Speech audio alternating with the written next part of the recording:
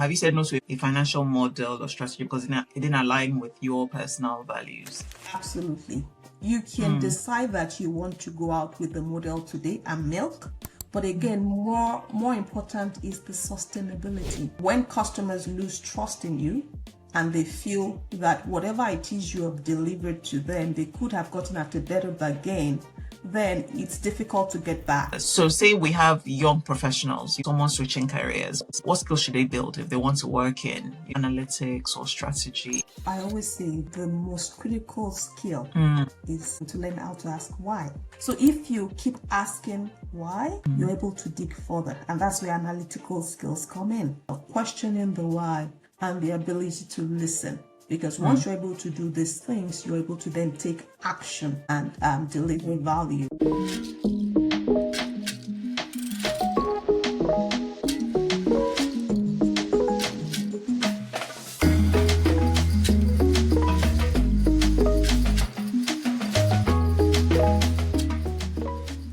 Thank you for joining me again. It's going to be a really exciting edition. So today's guest is someone whose work sits at the heart of how great businesses make smart decisions. She blends numbers, strategy, and human insight in a way that's rare, and the results speak for themselves.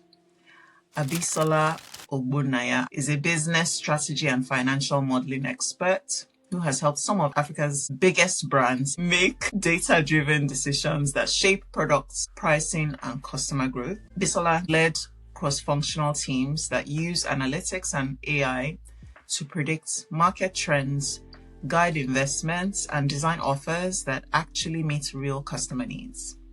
But what stands out most about Abisola isn't just her technical brilliance, it's her ability to simplify complexity. And we'll be hoping to do that for you, our viewers, today.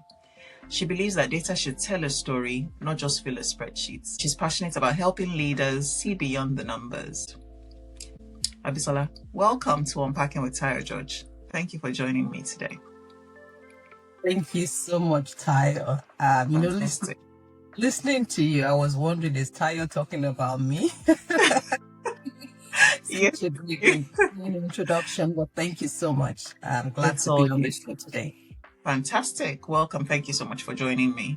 So there is a special way that I like to kick off Unpacking with Tayo George on every episode. I usually have an icebreaker, just ask a few questions, fun questions, so that our viewers can get to know who Abisola is, just beyond Tayo George knowing who Abisola is. So before we dive in, let's play a quick game. It's called Quick Strategy Picks. I mean, some of the questions are not really strategy type questions. So I'll give you two options and then you have to pick one immediately. No thinking, no explaining.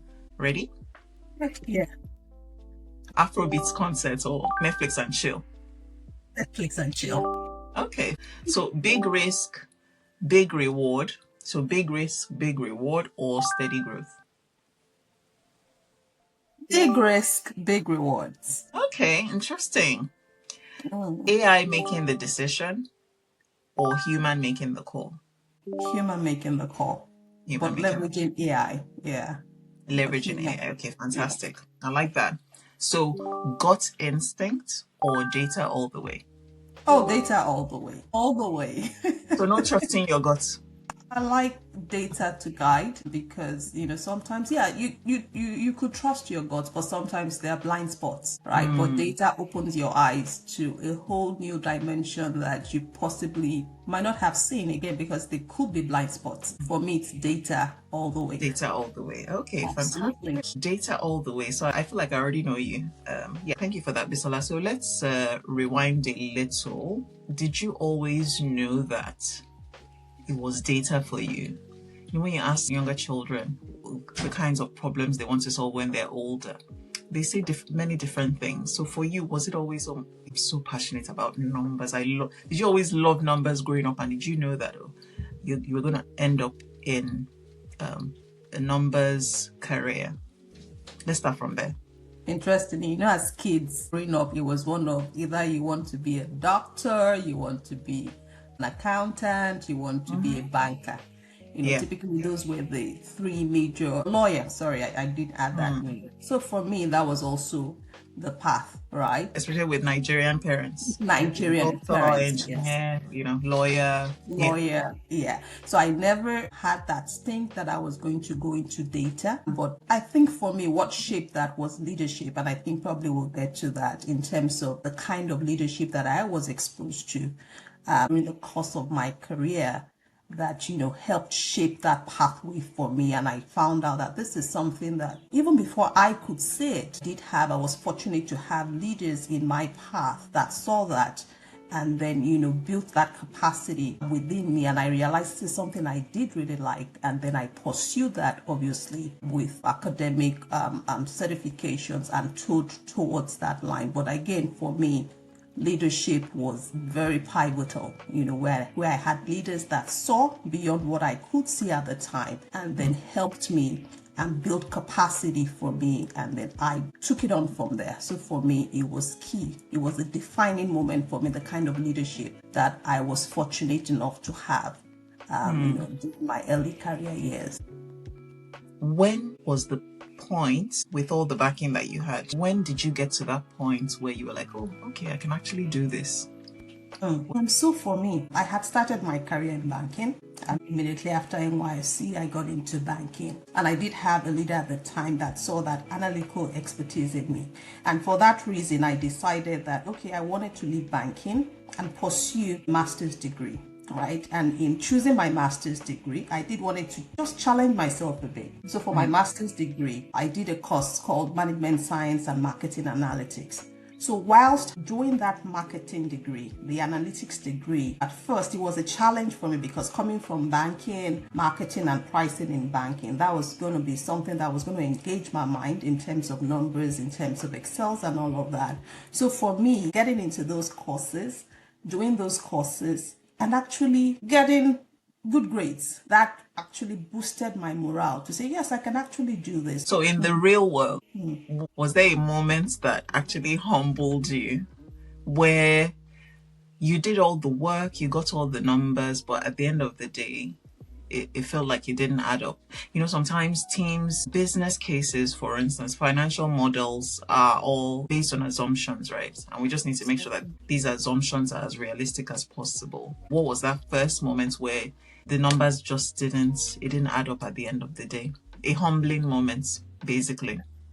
Like you mentioned, assumptions. Business cases are based on assumptions. You make assumptions that things being equal, this is what is supposed to happen. So there was an instance where we had assumed XYZ in terms of, I don't want to go to specifics now, we had assumed XYZ in terms of what the market outlay could look like, and we had built a business case on that. However, in reality, what then happened is that the market shifted. And a new competitor came into the market that changed the entire landscape, and that changed the dynamics of, in terms of what revenue projections we had thought, what kind of price point we had thought we were going to market with, and that just threw the entire business case out of the window. So yes, it happened, but again, what that moment taught me in particular was the ability to be nimble and to react very fast, right? So that happened, but again, we then changed the trajectory. So for me, yes, there are times where you do all the planning, again, because they are based on assumptions, but there are some times that those assumptions you have made, things out of your control happen within the market.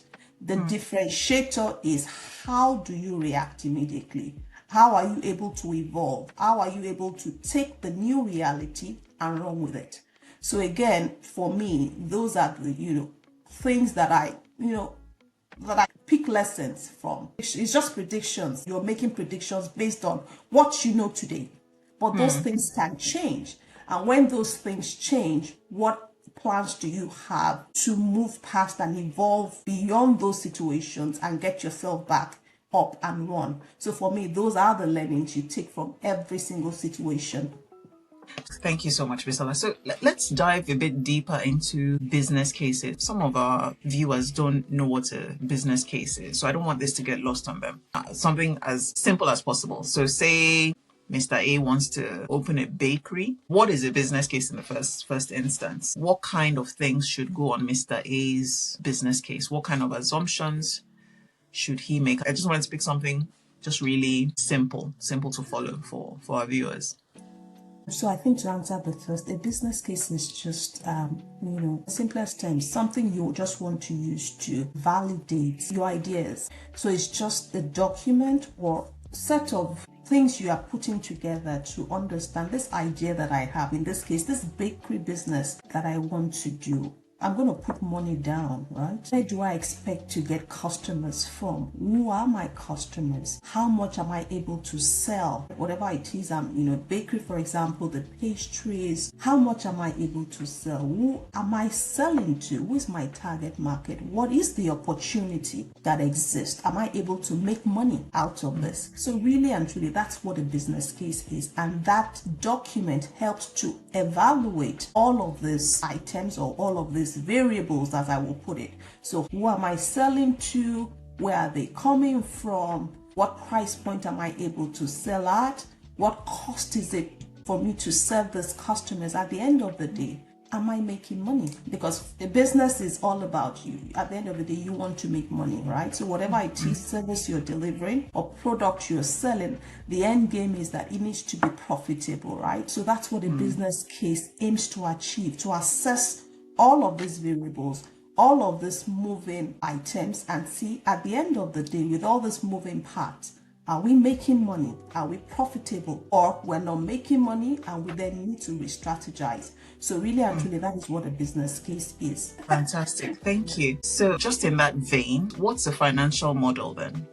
So the financial model is the numbers. A business case is not just the numbers. The business case will have things that have to do with the numbers. It has, for example, the risk and what are you trying to do to mitigate those risks. It has elements of, your assumptions. It has objectives. But the financial model in itself is just the strategy in numbers. So that is just the numbers. But the business case encapsulates all of the other things that make up to the entire, opportunity or whatever it is you're trying to evaluate. Thank you. That's quite insightful. Do you want to run us through the steps in building a business case? Okay. Let me walk through the methodology, just in very simple terms. So for the business case, it's first in terms of the objectives. What are we trying to achieve, right? So in the case of this bakery, for example, what am I trying to achieve setting up a bakery? One could be, I want to serve, there's a market that is not being catered to, and today there's no bakery in XYZ location. And you see that as this could be a good opportunity for me to start up a bakery in this location because you've seen that need exists, right, in that location. So again, one is the objective. What am I trying to do? So for the business case, that needs to be clearly articulated in terms of what are the objectives, what am I trying to achieve, what value am I trying to deliver, right? Then the next again is, one, you need to then assess your market, and that's where data starts to come in. Yes, I want to set up a bakery. It's a great idea. What exists today in the market? Is there competition where I think I want to go to? Are there alternatives? If there is competition, how is competition playing there? So you need to scan the entire market, and that's where the market analysis comes in, where you check what competition exists, what is the market, what does it look like, right? And then that's where you have your competitive analysis to understand. That's to give you an idea of what it is you are getting yourself into, right? And of course, again, with that market analysis, you then need to understand your customer. Again, because from a business case perspective, you need to be building from a customer-centric, and I know Tayo, it resonates a lot with you, in terms of from customer centricity. Because yes, I want a bakery, but what the opportunity there? Is there a need for a bakery, right? It's not about it. It's an outside-in approach, right? You absolutely look at the competition, Do customers actually want a bakery? Is there a demand for it? We demand for it. And sometimes customers don't know what they want yet, right? We know that. So sometimes you also need to probe further, right? Engage with some customers within that locality. Understand, are there things that the current bakery, for example, is not meeting? So all of that needs assessment, all of that competitive assessment starts to guide you towards understanding what kind of product you want to come up with. Because when you then come up with that product, then you go into the pricing. Because again, when you're pricing based on perception. I always say pricing is about value perception. So you need to first of all understand that value before you are able to price, right? And what gives you the information about the value is when you start to engage, right, with your potential customer, with your potential market. You understand what is value to them, what are they willing to pay for, what would they not trade off with, and that helps you to design the product and then price it accordingly, such that the market you're going to deliver it to find it value adding to them for them to start to pay for. Right, so all of that scanning gives you that first, level insight into what the market entails, what my customer wants, what competition is offering, and where that niche is for you, and where you can then differentiate your product or service and then price accordingly. So once you get all that, you're still forming, your business case. Now you have all that information, you can then now go into the financial modeling. Now, all that data you have done has given you an idea into, say, for example, what is the addressable market? Because you have engaged, you have scanned the market, you understand, okay, this is the addressable market. From a financial model point of view, it could be the population of that place, if I want to break it down. So how many people, for example, are staying in XY location, right? So if I have a population of 1 million people, that is the addressable market. But of course, that 1 million people, there is competition already. So that then starts to give me an idea of, if I have 3-4 competition in here and I'm starting out into the market, I'm a new market entrant. So for example, am I able to get 10% of that addressable market? Now, sorry, one step I forgot is from the addressable market, you also need to segment, right? So it's not everybody in that locality, for example, that probably That you go after. Not everybody will eat bread, right? Some people, because of People their are fit health farm. thank you. Some people are fit farm, they don't want bread. So those are not, that's what gets you into the target market, because there's an addressable market, there is a target market. Some people are fit them, they don't want bread. Or maybe it starts to give you an idea, maybe those people are need to create something different for them. This particular product, maybe this bread that I'm making with regular flour is not for this set of people. Maybe I'll then go into wheat flour for those, or another healthy option, for those kind of people. So your target market, you're further streamlining the addressable market that exists based on the kind of data you have gathered about that community. So that then forms your target market. Feed farm people, for example, would not necessarily be the best customers, for example, for this. Maybe people that are diabetic, they have some health concerns as well, might not necessarily be the right target market. Also demography. Some people is a staple for them, some people is not a staple. So all of that information that you have gathered then starts to help you streamline the addressable market into what your target market is. So that gives you your target market. And then in that target market, because there is competition, right? So that target market, there are other people competing for that same target market. So from your assumptions, you now have to start to estimate from this target market, what could be my potential uptake, right? And that would then depend on a lot of things in terms of the strategy you want to take to market with. In terms of acquisitions, for example, what am I going to do differently to attract these new customers? What is my differentiator? So what are the other competitors not doing that I want to put as an add-on into the kind of bread I'm serving? Is it the kind of packaging? Is it how I'm going to distribute it? Is it how I'm going to make it easy for the customers to be, all of these things. I tried to use a really simple example of the bakery, but you just really broken it down and gone into the fine details. And I know that everyone will find that so useful and very helpful, especially maybe people that didn't have a prior understanding of the way pricing strategy business cases work. So one very interesting thing I heard you talk about was pricing. I mean, pricing is not just a thumbsuck approach. Data must inform pricing, right? And I think maybe let's just stay on pricing a little bit. Are there any organizations or brands that you will say have left money on the table or are leaving money on the table? What's leaving money on the table? Because we spoke about value, we spoke about price. So people might be willing to pay more for your product or your service, and you're charging them less than they're willing to pay. The products might be overpriced. Let's just talk about that price and value dynamic. Does the value always have to be more than the price that is being received?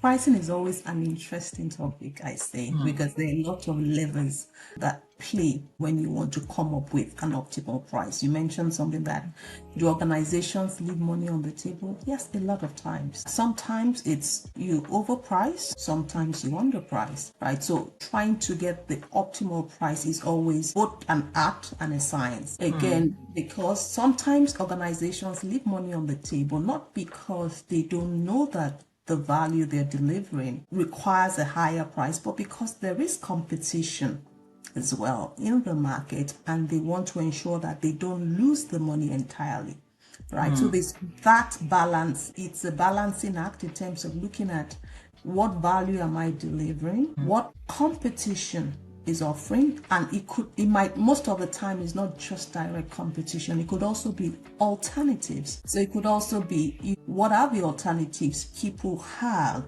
right? Such that if I overprice this product, pushes them to those alternatives. How accessible are those alternatives? How much is the switching cost to those alternatives, right? So those are things that you need to consider, as well as the cost in itself, right? Because at the end of the day, regardless of what competition is doing, you need to ensure that you are making margins over and above the cost. Otherwise, it will just be that you're subsidizing products and you're not making any money, and that's not sustainable. So from a pricing point of view, there are different tools that are being used to assess, right? Like you said, willingness to pay. There are different kind of tools that, are in the toolbox. There are surveys that are carried out to try to understand what does a customer place value on. And that's why for pricing, it goes hand in hand in market needs assessment. It goes hand in hand in market research. It goes hand in, and you can have a very robust pricing if you do not engage with the customers. I always say this, that you cannot sit at your desk and come up with pricing without engaging. You can't price based on what you think. You have to price outward in, just the way you build products from outside in. The same thing with pricing. I need to engage the customers. I need to understand what they think is value. And there are tools, like I mentioned, there are tools. There's the conjoint, and I don't want to go into all of that, but there are different pricing tools that help to be able to come up with these expectations in terms of what are customers willing to pay, and helps you then position your pricing such that you're able to price at optimal points where for the customers, they see value and they are willing to drop money for that value. But again, for pricing, it's a balancing act. You look at value, you look at what competition is offering, because you don't operate in the market in isolation. You want to ensure that you're delivering value, and you're also growing your customer base, and your customers don't see reason for them to start to move to alternatives, and you're also balancing it with the cost you're using to serve. So those are the major things you look at in terms of pricing, and then come up with those price points, and then refine it over time, because things change. Customers' needs, they change over time, they change. So you have to keep going back to the market. It's a cycle. You continue to assess the needs, you continue to develop your products, you continue to put value differentiation in the product, talk to the customers, monitor, iterate. So I think it's clear for everyone to see how passionate you are. You have experience in pricing as a pricing strategist, experience as a data expert. So I know that it's really, that passion is really coming through for everyone to see. This is like a lot of questions in one. When it comes to AI, I mean, what's the role of AI in pricing, in data-driven decision making? If we can just unpack that a little bit. So I always say data is a strategic asset, and it's not different with pricing. So you mentioned dynamic pricing, for example. So again, what is dynamic pricing? Dynamic pricing is pricing that is not static. So I'm not just pricing. So I have a price point that changes just the way the name is dynamic. And what makes my pricing dynamic? It means that I have data that is feeding something that is making me think, oh, I can change this price because this is what is happening at the moment. And what is giving you that data? You are leveraging technology, because data, having that real time, for something to be dynamic, it needs to be real time. Right? For something to be real time, you have leveraged technology to be able to do that. And that's what dynamic pricing is. It's been enabled by technology. Whatever industry you're in, whether it's car industry, whether it's telecommunications, it's healthcare, whatever kind of industry that we're in, dynamic pricing, it's come to stay, because then you're leveraging the data that you have to be able to decide at this point in time, do I have enough demand, right, to ensure that I'm able to derive a little more value? Is there a case for fairness to customers? So say, for instance, a ride-hailing app becoming more expensive because it's raining, because customers are more desperate to get a cab at that point. Is there something ethical that comes into play, or that should be considered when we talk about dynamic pricing? Yeah, my thoughts. Maybe not the ride, the ride where the prices go up because you have more demand. But in cases, for example, where I'm utilizing resources. So in those kind of cases, when demand is high, it means that I'm utilizing a lot more resources to deliver. And what that means is that my cost is probably higher at those points in time. There is justification to increase my price at that point, because again, my cost to serve is higher because I'm utilizing a lot more resources to deliver. Now, the other way around is when my resources are underutilized, right? I can then reduce prices again because I'm not utilizing as much resources. My resources are idle. So I can actually provide discounts at that point in time because my resources are more or less idle. So in that light, I think for me, it's fair because it's a play on in terms of what is my cost to serve? So when the demand is very high and I'm utilizing a lot of resources to serve, then I am able to increase my pricing. For the ride hailing, for example, when peak period, probably because of traffic, there's a lot more traffic on the road during the peak period. So I'm going to burn a lot more fuel. Right, that is additional cost. Then I can increase my prices because at that point in time, there is fuel that I'm going to spend a lot more on. So it is fair when the demand is low and it's off peak period, and then I'm not going to spend as much on fuel, then I can drop my prices. So I think for that, fairness in terms of consumer, not taking advantage of consumers because of that demand and supply. I think cost plays in terms of pricing when you're able to justify, and I'm not just trying to milk my customers, right? There is some level of justification in this instance in terms of cost, in terms of how much is it costing me to serve and all of those things. Then the dynamic pricing adds a lot of value, in my opinion.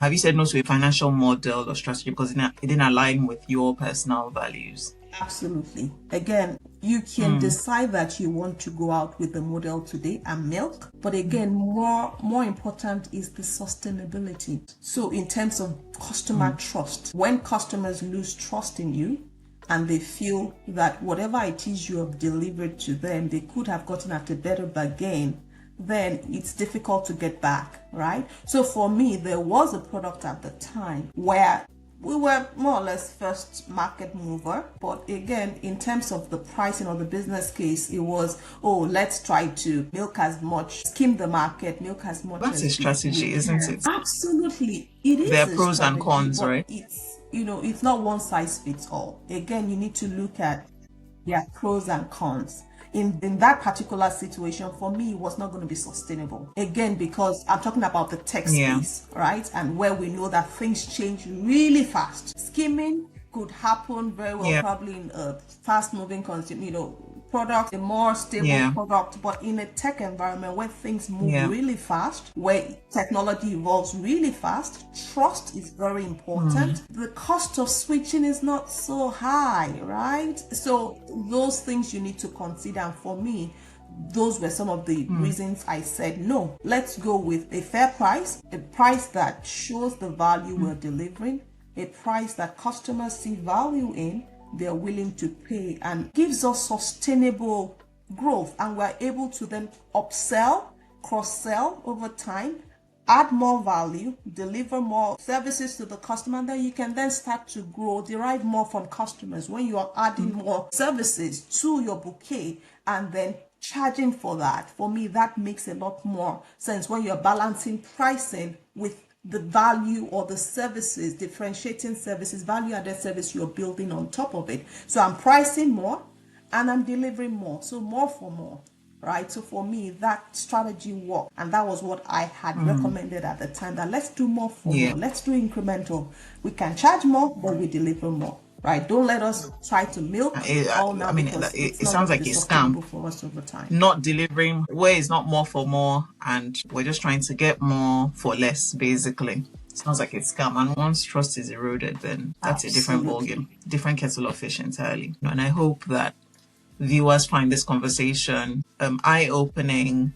And there's only so much we can say in the little time that we have. But I hope that this episode has been very educational for our viewers. So say we have young professionals, someone switching careers. When we look at skills, what skills should they build if they want to work in analytics or strategy? I always say the most critical skill is to learn how to ask why. It's as simple as that.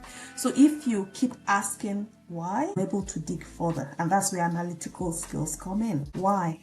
It could be as something, it might not just be data. It could also be from process improvement, right? Why are things being done this way? Why is this like this? You take something, why are customers asking for this? Why? You keep asking the why. As long as you keep asking the why, then it brings that spirit of you're inquiring and you're digging deeper. And again, as you're asking the why, you also need to listen. Right? You need to ask. As you're asking, you're listening. And that's what it's the game changer for me.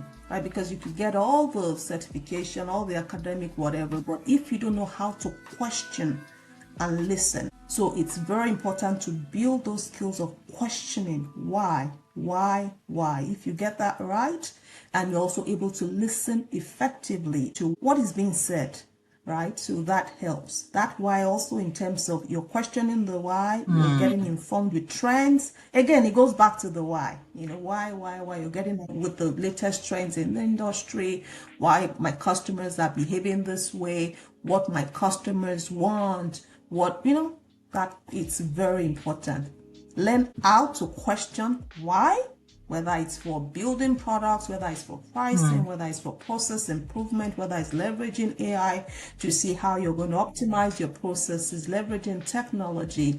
That is very fundamental. Questioning the why and the ability to listen. Because once you're able to do these things, you're able to then take action and deliver value. Thank you for making pricing and data sound so human. I know there's a lot we haven't said yet, so we might see you again. Thank you for showing us that data isn't just about numbers, it's about clarity, it's about creating impact and really asking why, digging deeper.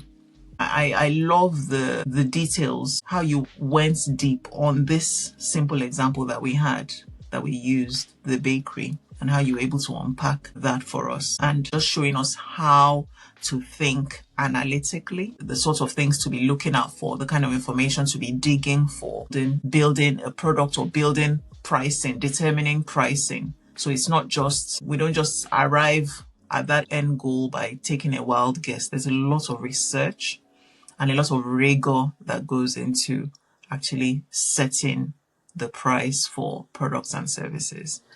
Thank you so much, Abisola. It's been very informative, very educational, very inspiring, especially your journey where you said it was the right leaders that guided you onto this path. I wonder if those leaders weren't there. What maybe you'd have been Dr.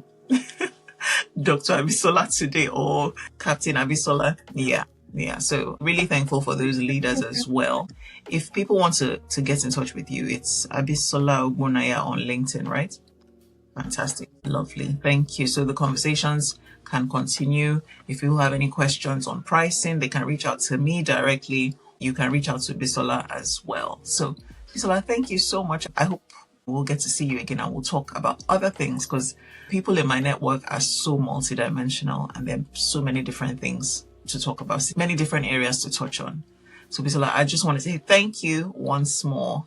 It's really been great having you on today. See you next time. So much, Tayo. Thank you so much. Bye bye.